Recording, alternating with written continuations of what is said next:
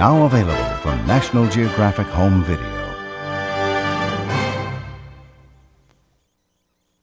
Enter a world ruled by an extraordinary king, embattled and endangered, the King Cobra, shrouded in mystery until now.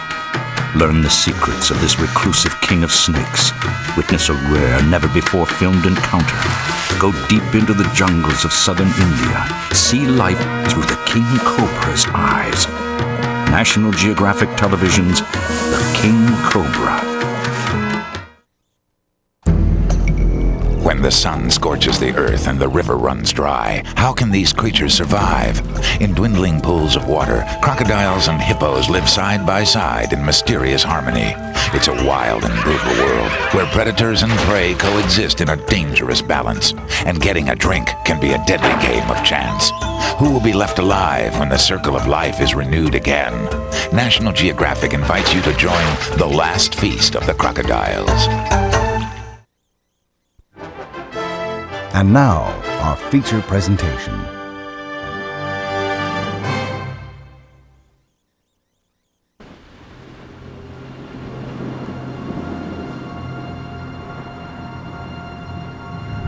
Some 3 million years ago, far from any other land, a chain of volcanic islands rose out of the Pacific Ocean. Welling up from the sea bottom, molten lava created new land and new possibilities for life.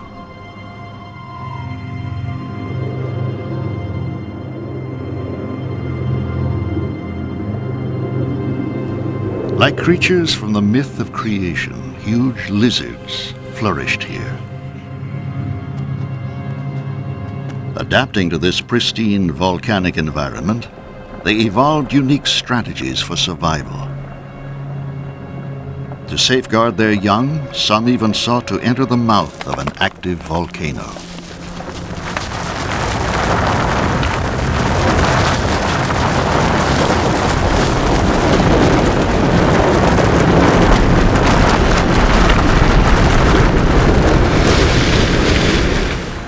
Side by side with these land-dwelling reptiles lives another species, the only marine lizard on Earth. Other creatures live here too, in spectacular numbers and diversity.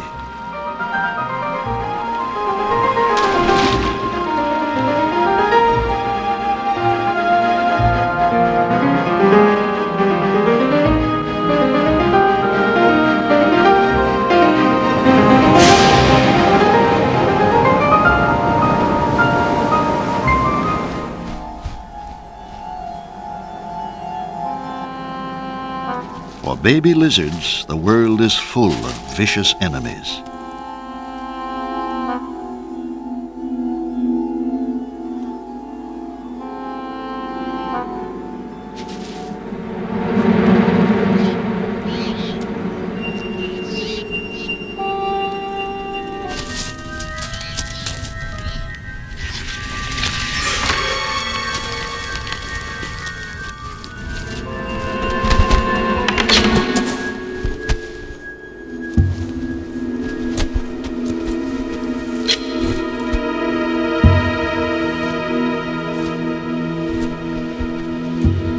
These lizards are known as iguanas. Their strange and primordial appearance summon up a vision of life long before the time of man. They are the dragons of the Galapagos Islands.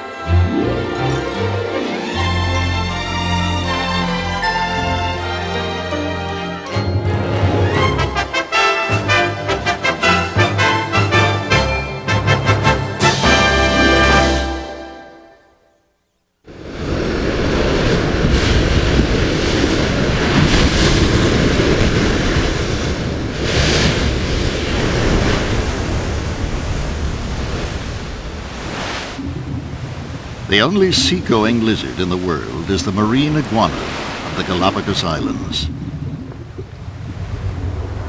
In spite of the violent surf, the iguanas manage to graze on the marine algae that flourishes here. After an hour or so in the water, they have to come ashore to warm up in the sun.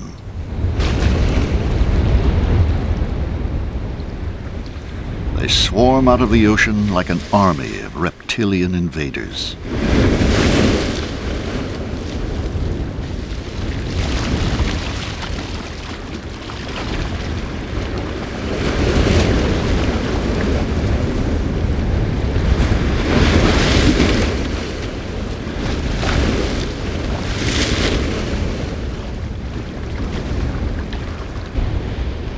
The island of Fernandina, one of the youngest of the Galapagos Islands and a stronghold of the marine iguana.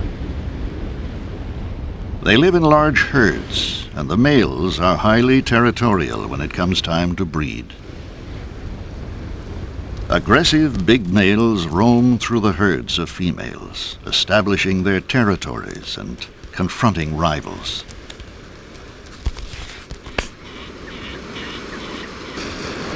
Shaking the head is a challenge that begins a grimly determined test of strength. Throughout, the iguanas make no sound.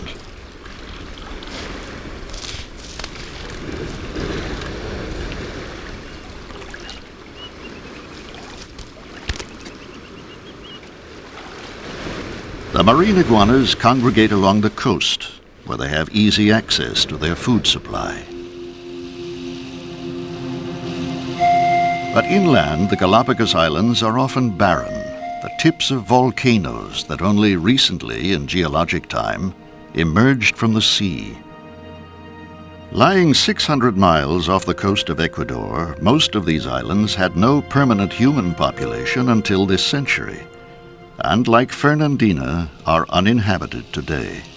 Anything that lives here must surmount the scarcity of food and water and the ever-restless volcanoes.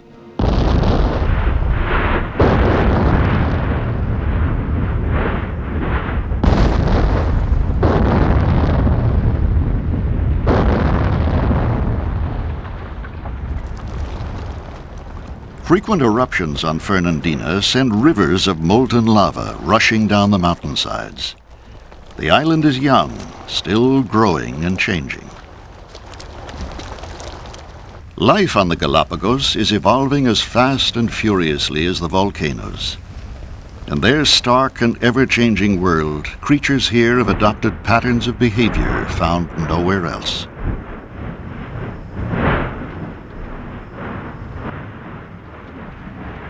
When dawn comes, it reveals that the lava has run right through a grove of Palo Santo trees, the home of a pair of Galapagos hawks and a large colony of land iguanas. Some of the survivors are making their escape across the cooling fringes of the lava, but at the cost of scorching their feet.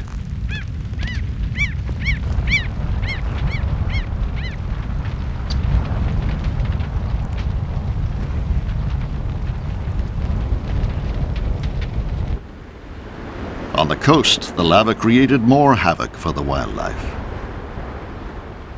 Birds lost their regular roosts, but they were able to fly to safety. Many of the marine iguanas, however, were boiled alive in the sea. Only a few escaped, and now a completely new landscape faces them.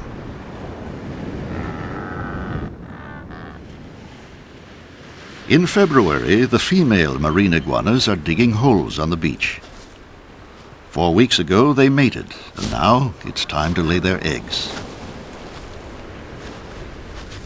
Their young will have to overcome incredible obstacles if they are to survive.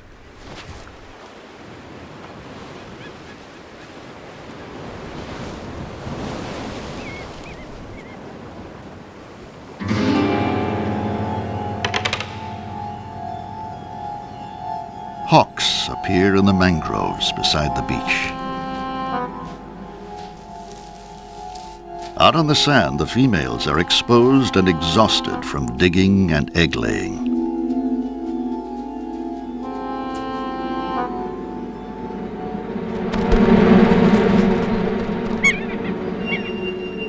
The female iguanas run for the place where they'll be safe, the sea.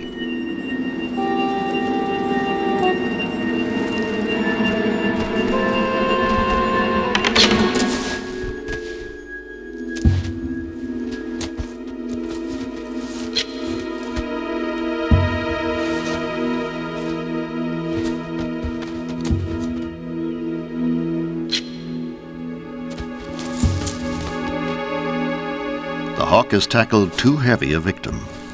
The female will still have a chance if only she can get to the water.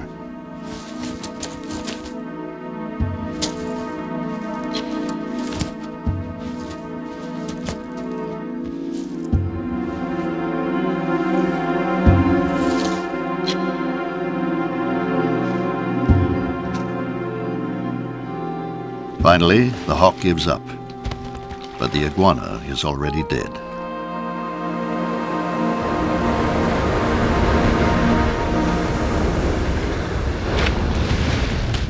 The males, being bigger, are safe from attack and have been basking in the sun before going into the water.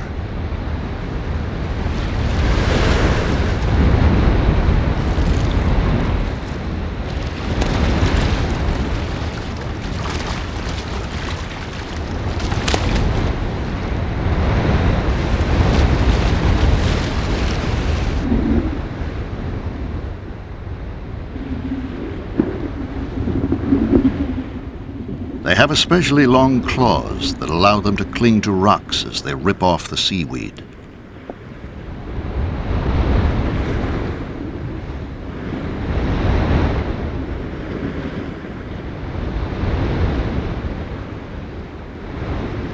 They breathe air, but can stay underwater for 10 minutes or so. They rarely stay in the water for more than an hour because they get too cold and lose their energy.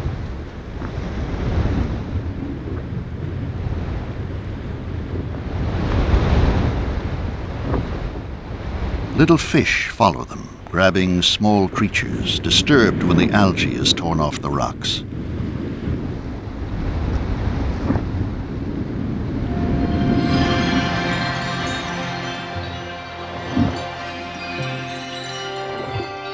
Vast shoals of anchovies appear, pursued by hungry sea lions.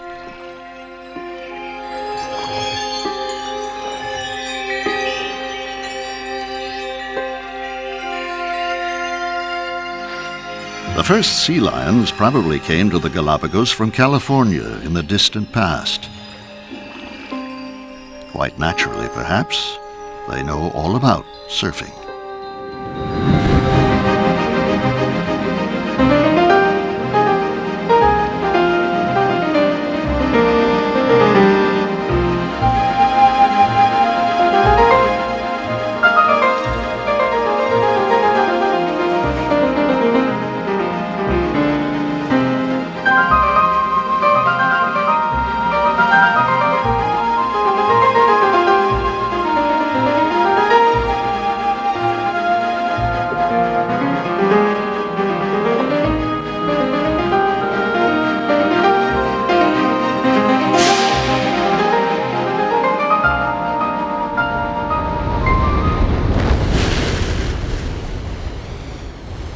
It's March, and warmer waters flow down from the north, raising the temperature of the sea. More moisture evaporates from the ocean's surface, and clouds appear over the islands. Soon it will rain.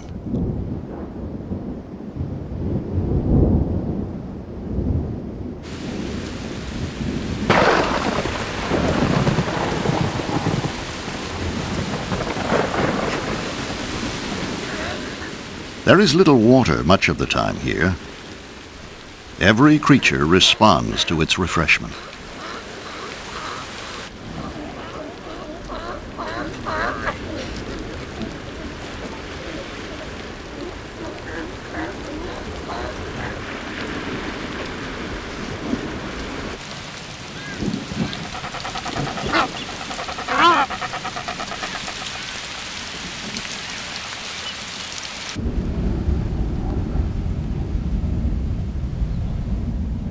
On the largest island, Isabella, it has rained for several weeks. Pools have formed on the floor of its biggest volcano. Giant tortoises take in gallons and store the water in their bladders in preparation for the long droughts ahead.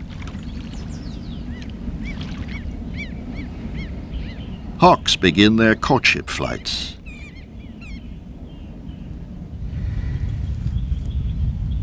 And the tortoises, too, after feasting on the newly sprung grass, will soon begin mating.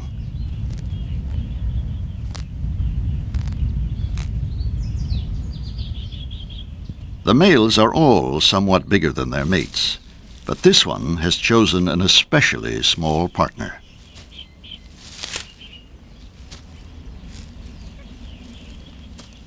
A young hawk seems baffled by these heaving boulders.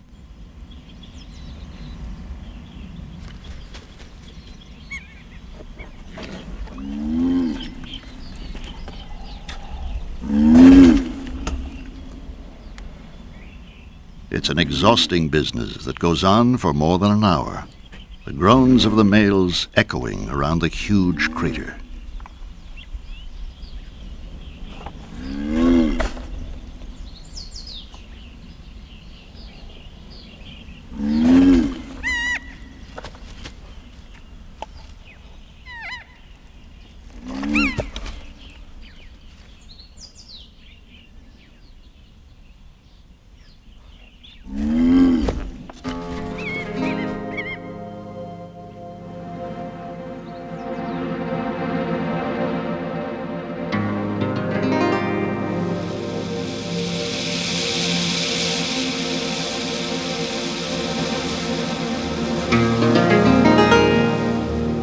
Isabella and the other Galapagos Islands are not only isolated from the South American mainland, but also from one another. They provide stunning examples of how animals evolve in different environments through natural selection. Fernandina is a stronghold of the marine iguanas, but life is not at all easy for them. The eggs they laid on the beach, warmed by the sun, are now hatching.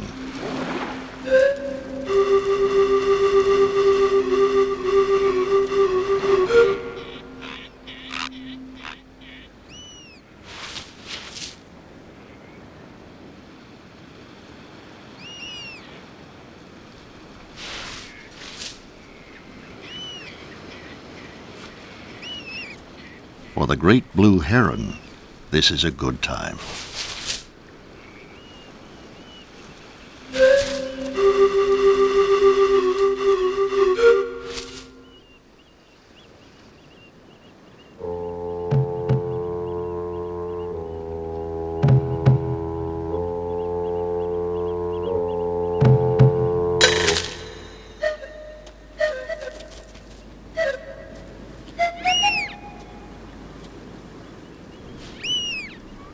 Only hours after they have hatched, the newborn iguanas must cover several hundred feet to reach the safety of the water. Herons are not the only enemies they have to face. Galapagos snakes don't kill their victims with venom. They squeeze them to death.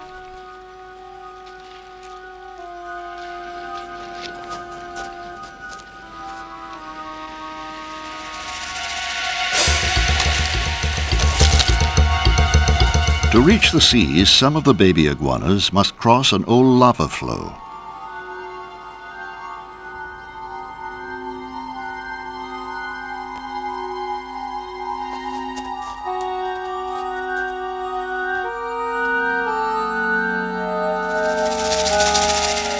Several snakes are here, waiting in ambush.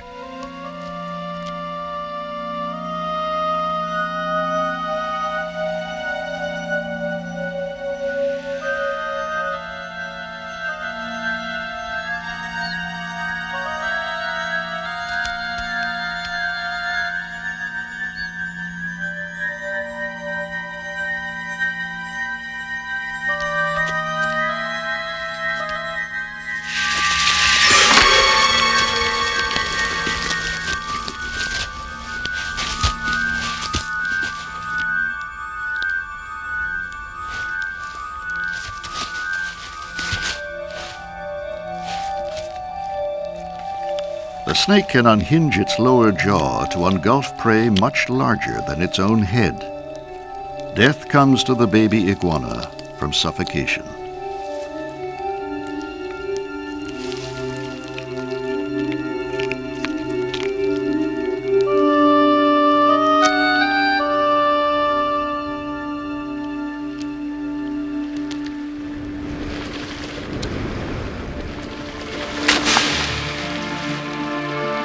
The first iguanas are thought to have reached the Galapagos several million years ago as involuntary passengers on floating vegetation.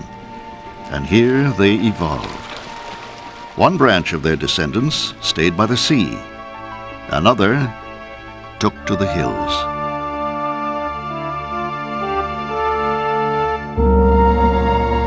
On the lower slopes of the volcano, land iguanas are beginning to breed. The male digs a number of burrows, and the female comes to inspect them. Her nod, however, means an aggressive no. She is not ready to accept him. But he persists.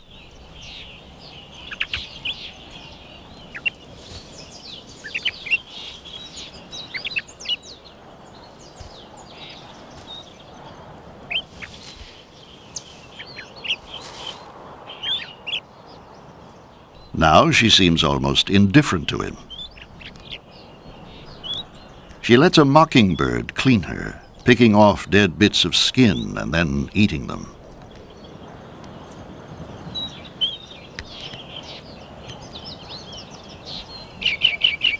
She makes a meal on one of the plants growing on the male's land.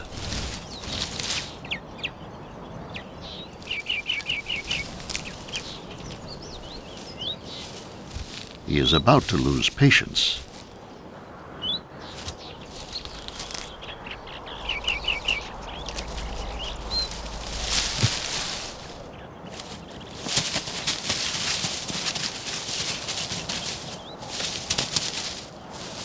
This is not the place to mate. It's better to drag her to the center of his territory, where he is less likely to be interrupted.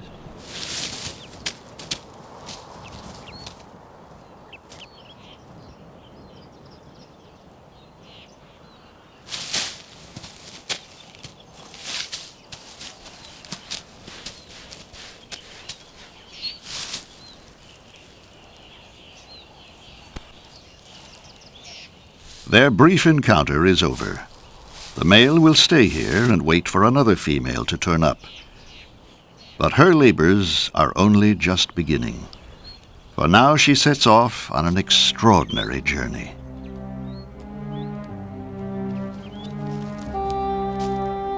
She starts to climb up the flank of the volcano towards the crater. She will have to climb up over 4,000 feet, and the climb to the top will take her 10 days or more.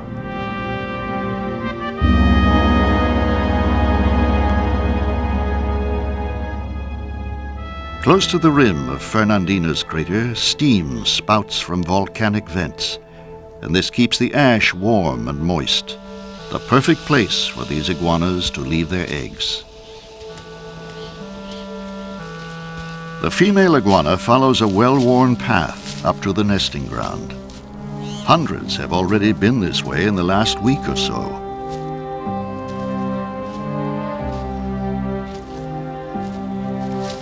Suitable ground is scarce, and much of it is already occupied.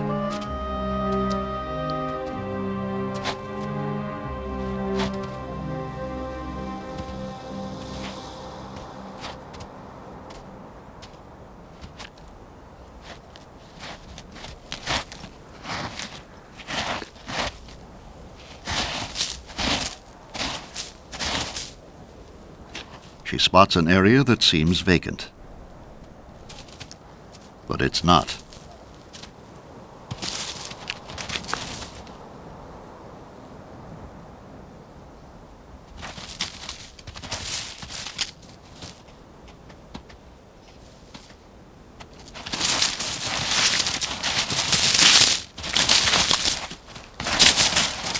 There seems to be no room for her here.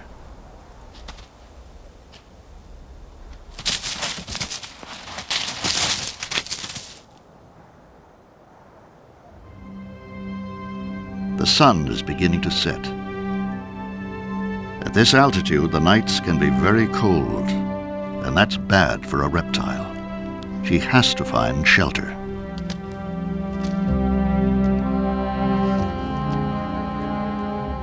A small cave, just the place.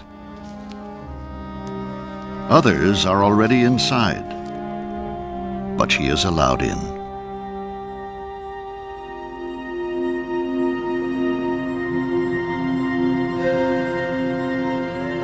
The temperature begins to fall dangerously. But steam percolating from below keeps the dormitory snugly warm.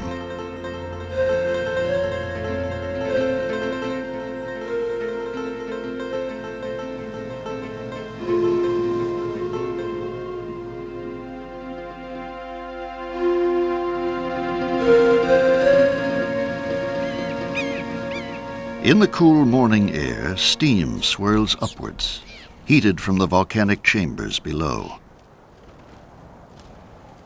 But the nesting ground is fully occupied. She and other latecomers have to move on. There's only one place to go now, over the lip of the crater and down into the volcano. Fernandina crater is immense. Eruptions emptied the lava chamber deep below, and the top of the mountain collapsed, forming this huge caldera. No one knows when it will explode again.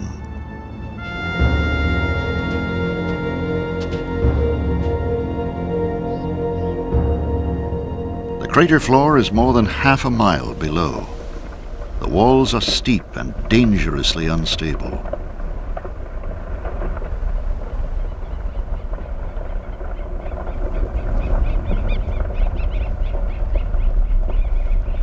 She and her companions start on what seems to be a suicidal journey. They descend into the crater.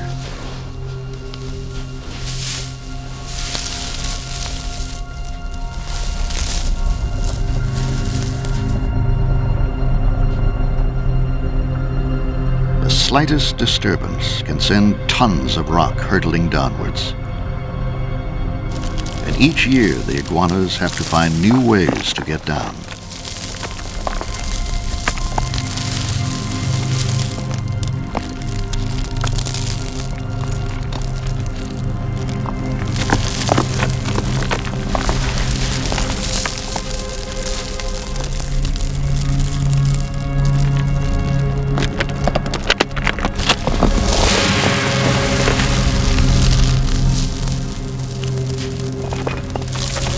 Many of the migrants are killed each year, but still they come.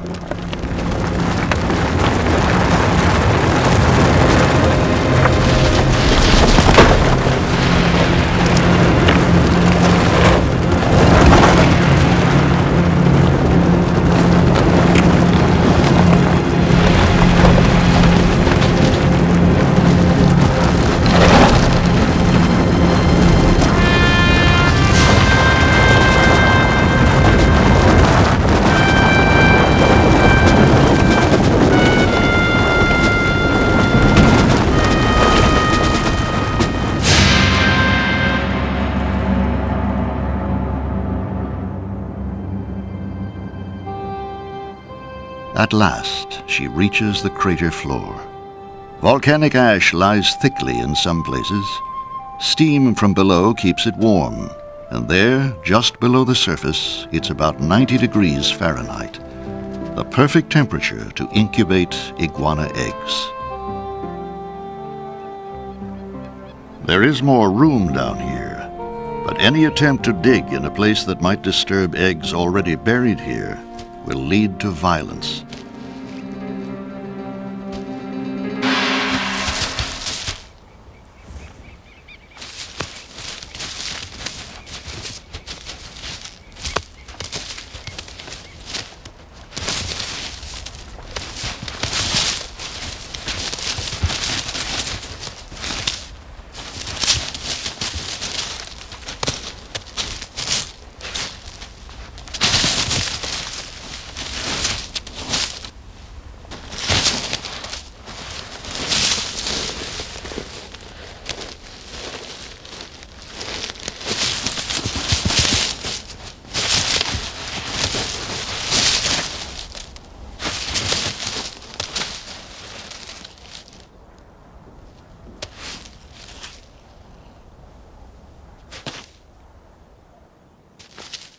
a place of her own at last. Even after all this, there is no certainty of success. Some years, an eruption will destroy all the eggs. Nor are the females' labors yet over. They still have to climb out of the crater and trek 10 miles down the volcano, back to their home grounds.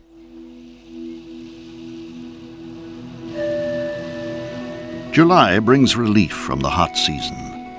Trade winds from the southeast drive cool air up the sides of the volcano, and the moisture they carry condenses into low-lying fog. This is called the Garua. For the next 6 months, the Garua mists will be the only source of moisture on the islands. The island of Isabella, 30 miles to the east. Here, the arrival of the Garua is the signal for the tortoises in the crater to climb up to the rim and collect the moisture it brings.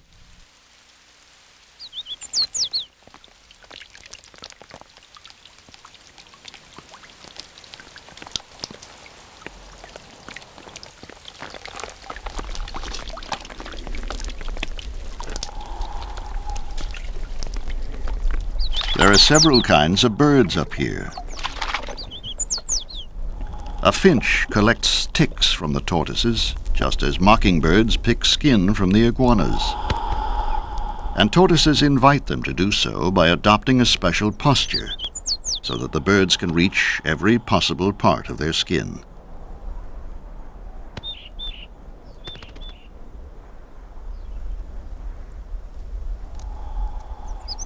Tortoises, after all, can't scratch themselves or clean their nostrils, so this arrangement suits them both.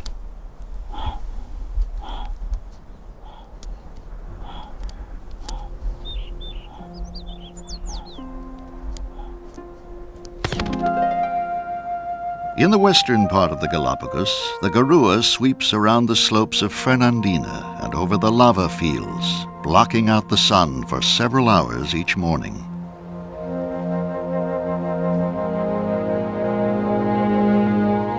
As the mists burn off, the marine iguanas begin their daily march down the beach to the sea.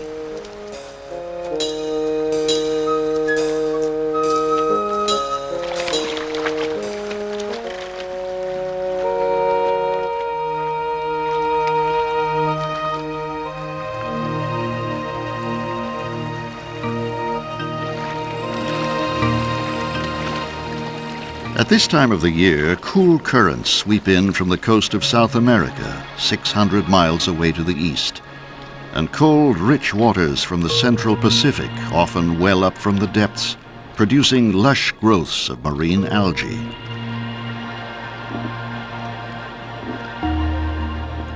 The algae grow with phenomenal speed, and they need to, for along this stretch of coast live tens of thousands of marine iguanas.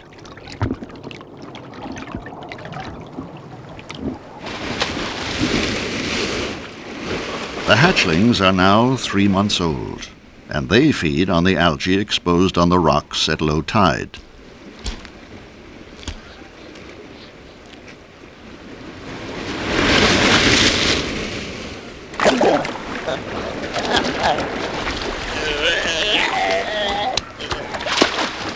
Sea lion pups of around the same age don't go out to sea either. They stay in the shallows, playing boisterously. For them, an iguana is just another toy.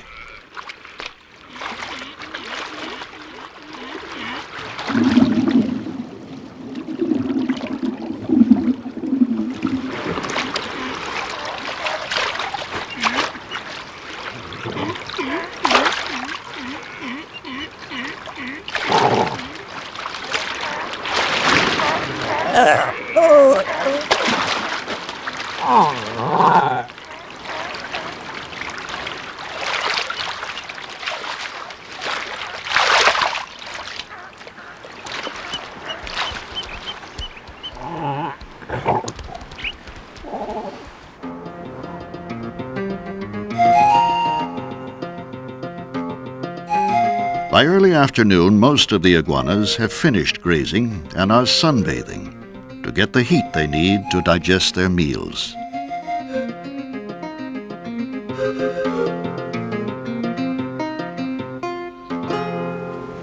Some of the hatchlings stay together on their own patch of beach, but others mingle with the adults, and that is the safer place to be.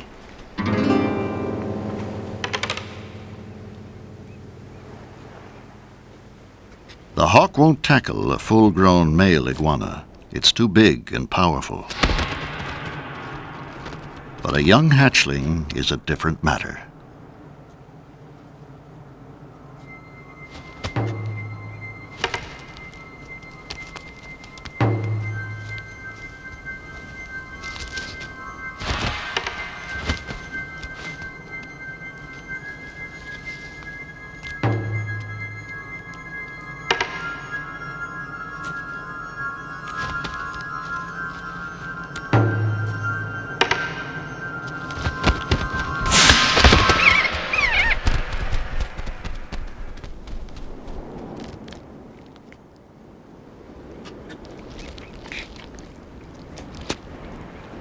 A young reptile dies, and a young bird is kept alive, for this is the time that the Galapagos hawk also breeds.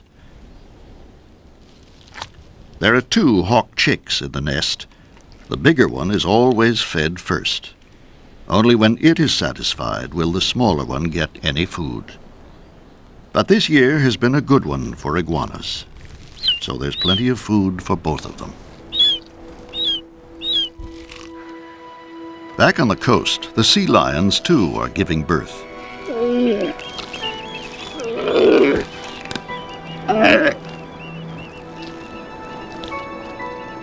The mother tears away the birth membranes so that her baby can get its first breath of air.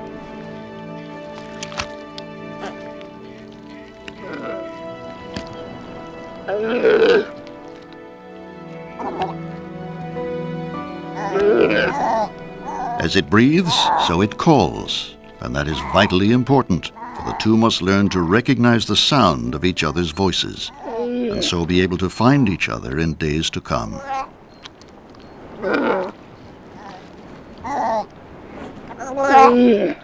The rich, upwelling nutrients along the coast stimulate the boobies to begin their courtship.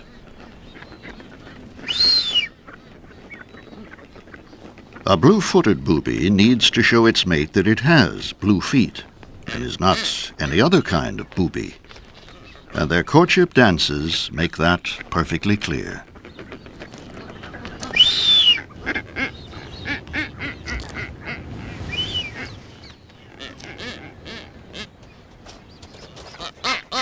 In some areas, the boobies are breeding where the marine iguanas traditionally spend the night, and the reptiles have to run a gauntlet of beaks to get past them.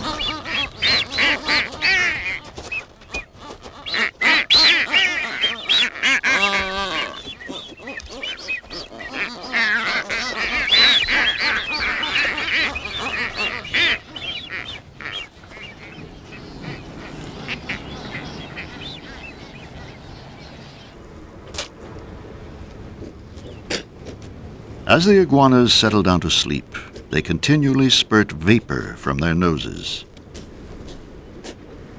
This is a salty substance that drains into their nostrils from special glands that excrete the salt they take in with their meals of seaweed.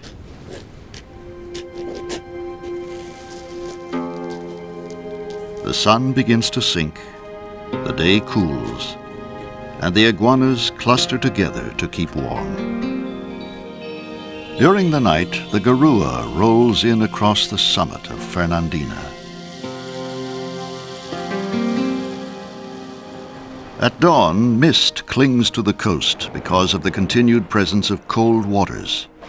It's a signal for the penguins to gather and court.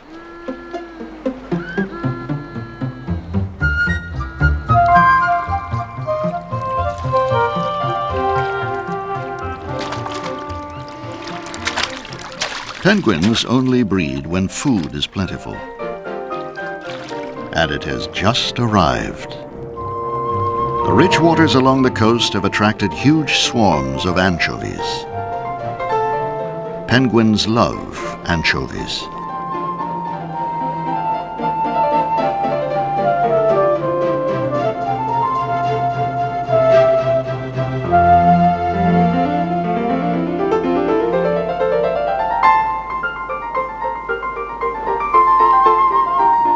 One of their tactics is to drive a shoal into shallow water, where there's less room for the fish to maneuver.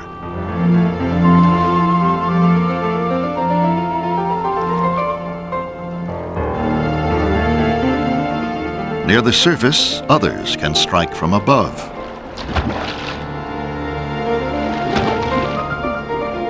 Pelicans.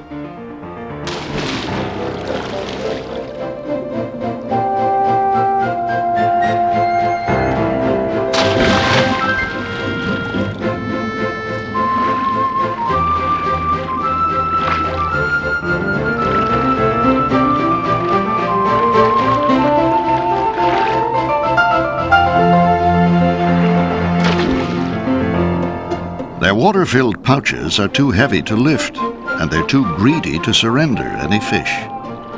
The pelicans are sitting ducks.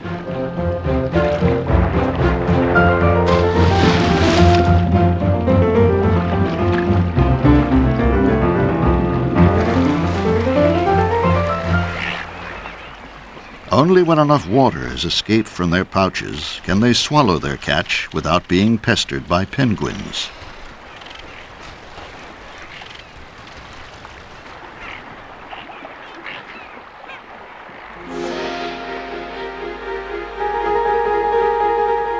The boobies fish much farther out to sea.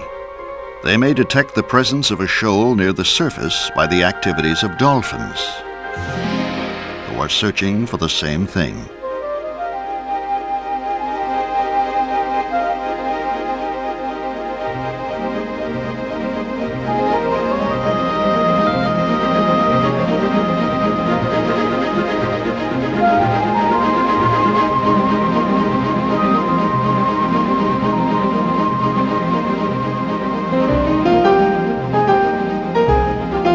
The sea lions also follow dolphins.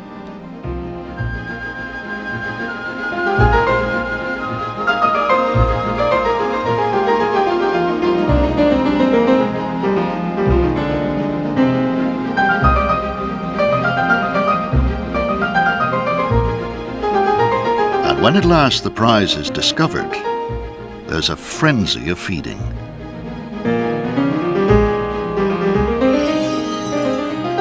Harried from below by dolphins and sea lions, the fish rise toward the surface and give the boobies their chance to attack.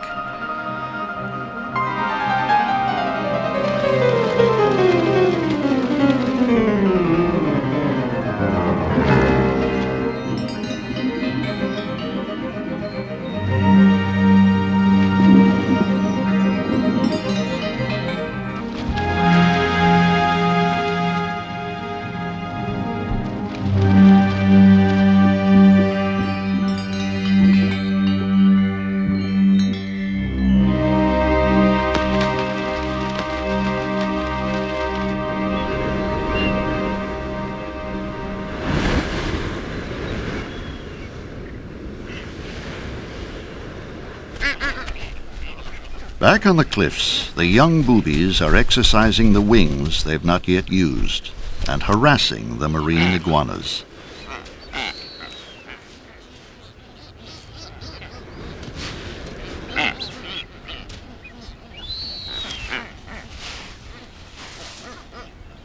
All this helps to develop the young boobies' skills and build up their wing muscles in preparation for the time when they too will need to catch fish.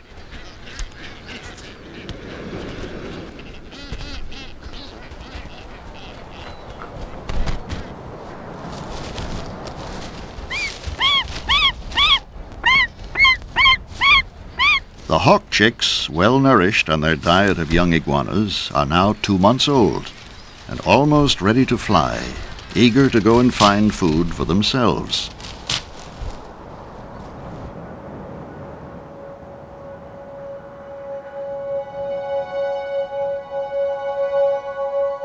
Last year's brood of hawks gather from all around the island and celebrate their mastery of the air above the summit of Fernandina.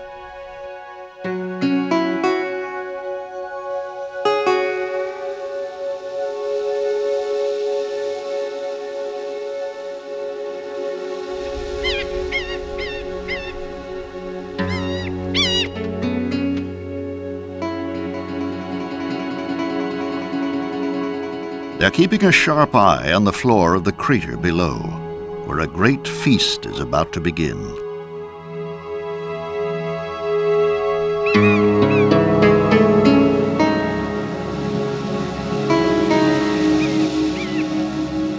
It's October, 100 days since the female land iguanas were here laying their eggs. Those should now be on the verge of hatching.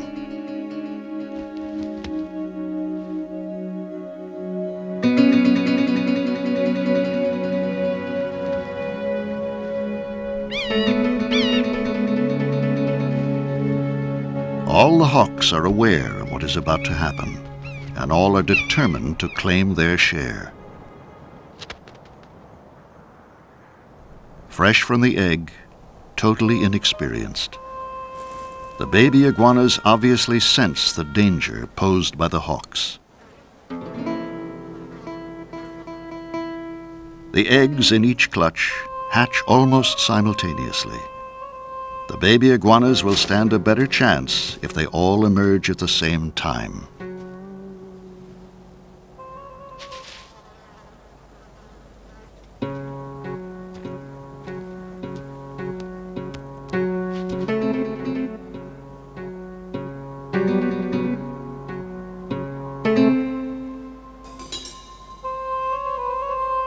One makes a break for it.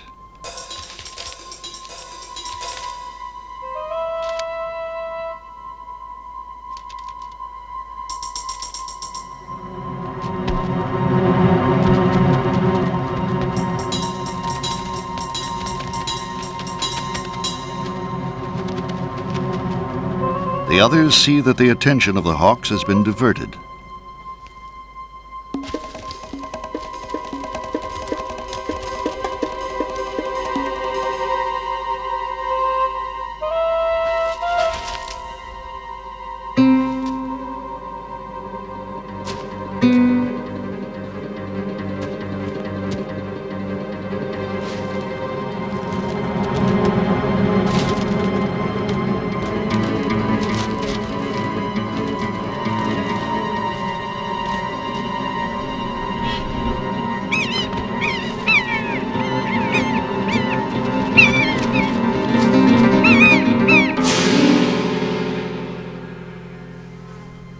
There are just too many talons around to escape them all.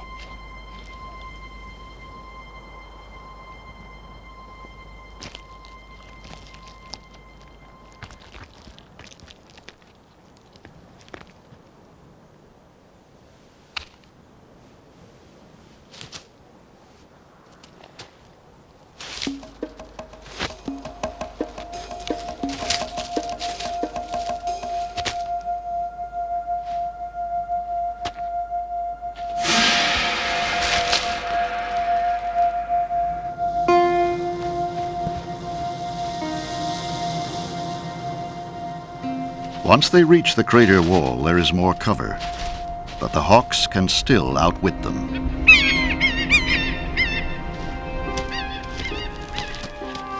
They are only 8 inches long. They have not yet fed and are dependent for their energy entirely on the little yolk that remains in their belly. And they still have to climb a crater wall 3,000 feet high.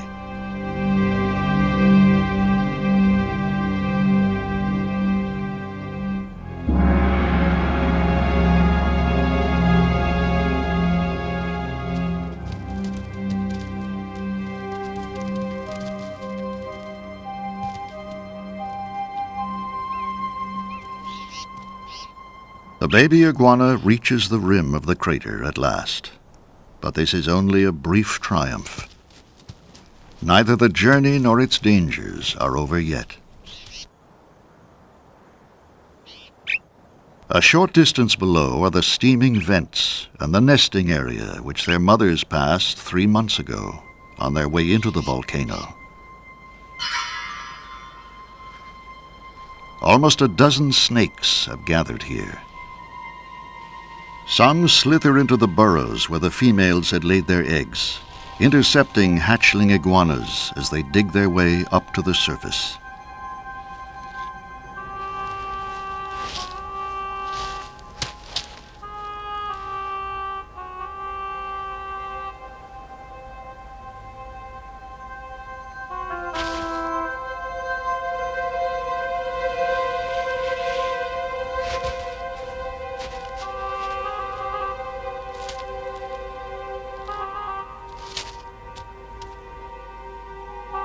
The hatchlings can outrun the snakes if they get a reasonable start.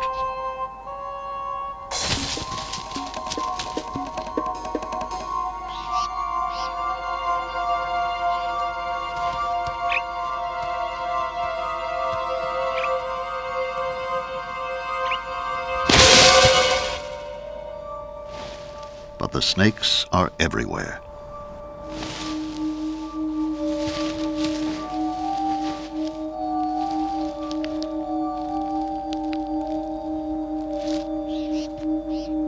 Those few that make their escape climb up a plant or a boulder every now and then to get a better view of the way ahead. There is a long way to go yet. Their final destination is the lower slopes of the volcano, almost 4,000 feet below. Down on the coast, their cousins, the young marine iguanas, are now 6 months old and increasingly confident as they graze among the waves.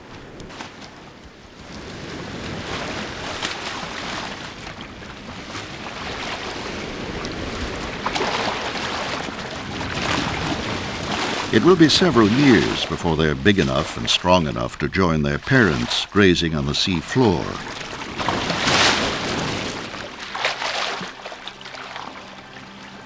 The reptiles of the Galapagos live in an isolated world, but it's no island paradise.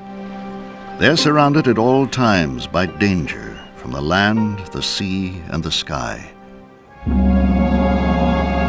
The very rocks they live on regularly split apart and erupt fire. But it's these same perils and privations that have changed and refined them to such a degree that today there are no other creatures anywhere else in the world like the dragons of Galapagos.